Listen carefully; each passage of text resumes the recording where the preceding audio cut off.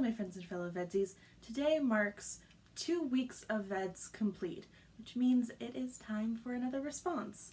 A real one this time. Today I'm going to be responding to Abbey's video about ghosts. Perhaps unsurprisingly, given the whole brain twin thing, I also love ghosts. I'm way too much of a scaredy cat for horror, but on a conceptual level, ghosts are the monsters that I vibe with. Maybe that's because a lot of ghost stories are rooted in late Victorian and early Edwardian aesthetics, which I really resonate with.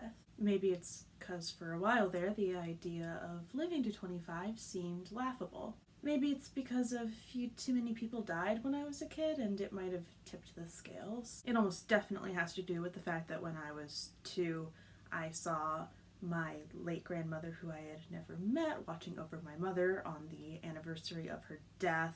That I saw a cast member floating through the haunted mansion when I was 18, about 3 weeks after a near-death experience that had put me in the ICU.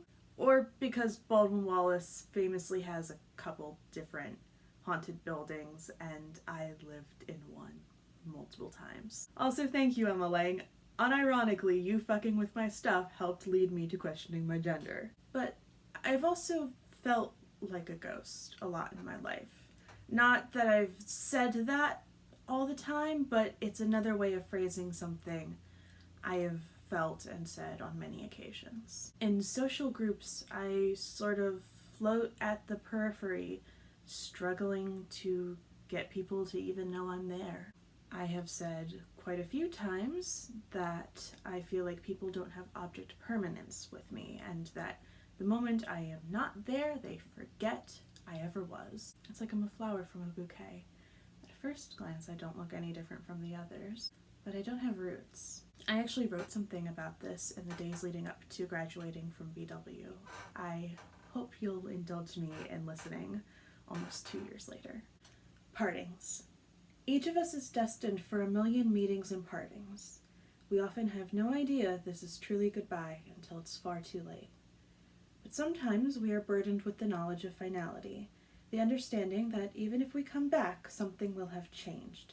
If not the place or the people, then at the very least, we who are returning will have been irrevocably changed by what pulled us away. As of now, I swim through a sea of ghosts, aware that I will soon be joining their ranks.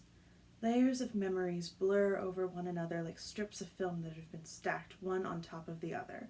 100,000 times walking up and down this street, 10,000 complaints about how none of us get enough sleep, 1,000 cups of coffee, too many purchased with one earbud in, 100 attempts to pet the outdoor cats around campus, 10 attempts at bars and clubs and parties before I realized that not even Billy Porter could make me enjoy a house party over an adventuring party. One girl, standing on the precipice of her life. Soon I will not be a part of this place as anything but a memory, until eventually all who know me are gone and I am as distant and meaningless as the meal plan and the head of department that I entered with. But I will be remembered, at least for a while. The girl who made sarcastic comments in the back of class, the girl who asked to put the chicken under the cheese so it wouldn't get dried out by the pizza oven, the girl who brought lotion every night of Into the Woods, just in case, the girl who was a proud founding member of the Chick Hicks Fanfic Book Club, the girl who would fall asleep in the union basement her freshman year in order to avoid her roommate, the girl who accidentally broke a mirror in class because she got too into character, the girl who tried to stand up to Brennan, even when it hurt, the girl who called the Grand Canyon the wrong name during filming, the girl who performed a Susan B. Anthony speech even as it began to hail, screaming to be heard by the audience members in their cars, the girl who, on sunny days, would lay in the rose garden and listen to music. These are the ghosts that I will be, but am not just yet.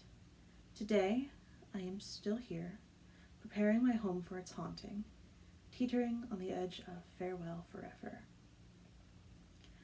And as I stand upon these stairs, looking over the banister at all I have known and loved for all these years, hesitating as I climb, I realize that there is no phrase as painful or as tragic as, if I don't see you again.